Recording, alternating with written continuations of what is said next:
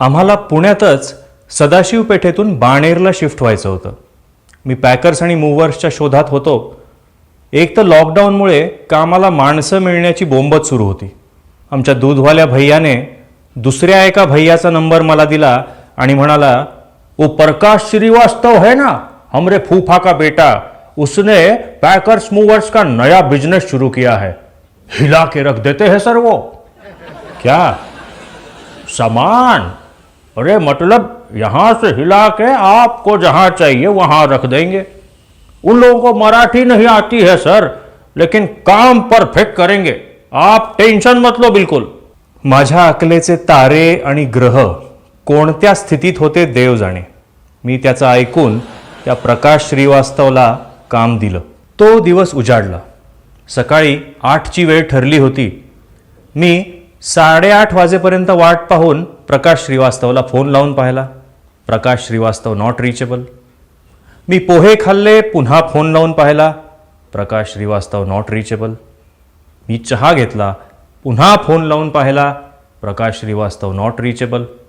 मग मी दूधवाल्या भैयाला फोन लावला. पलीकडून कोणीतरी फोन उचलला, पण फक्त म्हशींचेच आवाज येत होते. 10 वाजता कसा बसा त्या प्रकाश श्रीवास्तवला फोन लागला आणि त्यांनी तो उचलला. मला कुठल्या शिवीने बोलायला सुरुवात करावी हे सुचेना. मी आपलं सदाशिव पेठी हिंदीत सुरू केलं. अरे क्या तुम और तुम्हारे लोग, किधर है तुम और तुम्हारे लोग, कितनी देर से वेट कर रहे हैं यहां हम और हमारे लोग. हैं? क्या बात कर रहे हैं सर, आप ही का तो काम चल रहा है. अरे तुम्हारा फोन लगता नहीं, तुम्हें कुछ भी लगता नहीं, हमें क्या लगता होगा. तुम्हें क्या लगता है, इधर कोई नहीं है, न तुम न तुम्हारे लोग. तो फिर बिरजू और लड़के लोग 2 घंटे से किसका सामान पैक कर रहे हैं. आपने एड्रेस तो सही बोला था ना कल.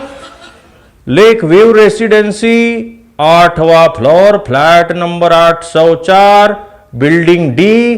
कौन सी बिल्डिंग? डी. अरे पी है क्या? नहीं सर, नहीं पी नहीं, पी फॉर पोपट नहीं सर, डी बोला था आपने कल. डी.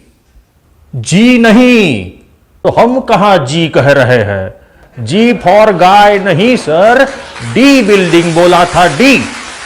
अरे बी बोला था. बी. बी फॉर बिल्ली, म्याओ म्याओ. अरे बाप रे, वो लोग तो डी फॉर डॉग भौ भौ में चले गए शायद. सर आपने पहले क्यों नहीं किया.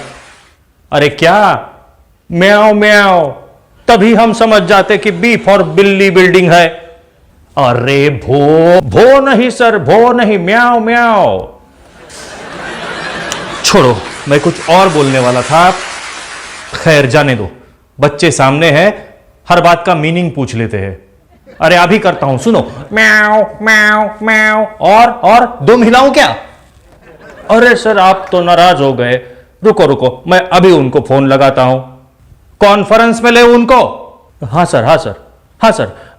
Hello hello. हाँ बिरजू, अरे कहाँ हो तुम लोग, क्या चल रहा है.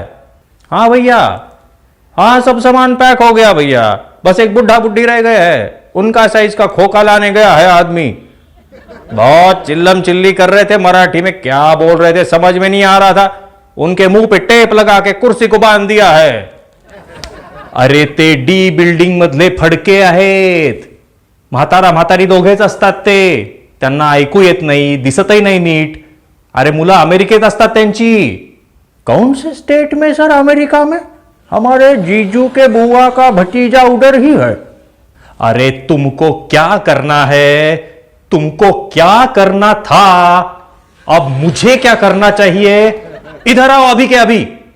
भैया भैया भैया, बुड्ढा बुड्ढी को छोड़ दे क्या. असा सगळा प्रकार सुरू होता. फडकेंकडून शेवटी आमच्याकडे ते लोक आले, सोफ्यावर बसले. 5 मिनिट झाले, 10 मिनिट झाले, 15 मिनिट झाले, काहीच हालचाल नाही. ओ भैया बिरजू, पैकिंग शुरू करो अभी. सर चाय दो. चहा दिला त्यांना.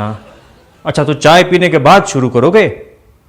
नहीं सर, चाय पीने के बाद पहले तो उनका सामान अनपैक करने जाना है, वहां पुलिस आके बैठ गई होगी।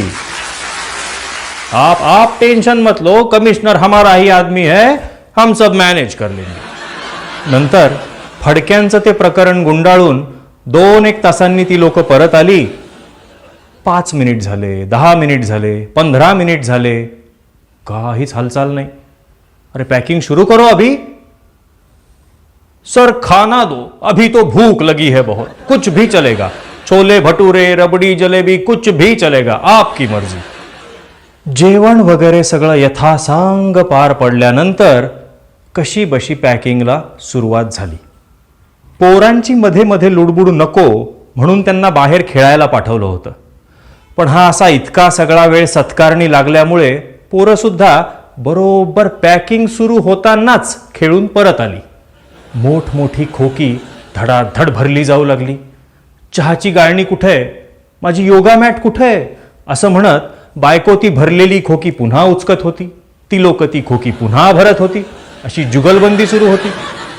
जवळपास सगळं पॅकिंग झाल्यावर पोरीने माझा टेडी बेअर कुठे म्हणून विचारलं आणि माझ्या काळजाचा ठोका चुकला। भरगच्च भरलेली 27 खोकी समोर होती। एका खोक्यात एका प्रकारच्या वस्तू ठेवणे किंवा खोक्यांना लेबलं लावणे असल्या फालतू गोष्टी बिरजू आणि टीमला तर अजिबात मान्य नव्हत्या। नंतर त्यांनी लेबलं लावली, पण ती लेबलं आणि आतलं सामान यांचा काहीही संबंध नव्हता। टेडी बेअर पाहिजे, टेडी बेअर कुठे, टेडी बेअर पाहिजे, टेडी बेअर कुठे, असा जोरदार हट्ट सुरू होता। मग रडणं सुरू झालं। 27 पैकी 21 खोकी उचकून तपासून पाहिल्यानंतर बायकोनी सांगितलं की टेडी बेअर खाली कारमध्ये आहे। इच्छित ठिकाणी म्हणजे बाणेरला घरी पोहोचल्यानंतर $1,000,000 क्वेश्चन हा होता की कशात काय ठेवलंय। किराणा लिहिलेल्या खोक्यातून अंडरवेअर आणि बनियन बाहेर पडल्या आणि कहर म्हणजे मेडिसिन लिहिलेल्या खोक्यात 2 मेलेले उंदीर होते। मी बिरजूला विचारलं, काय रे हे बाबा? हमने कहा था ना सर, आपके घर में जो भी होगा सब लेके आएंगे, कुछ नहीं छोड़ेंगे। आधा घंटा लगा हमको इनको पकड़ने को। मी त्यांना कोपरापासून हात जोडले आणि म्हणालो, हमारे दूध वाले भैया ने सही कहा था, हिला के रख देते हो आप।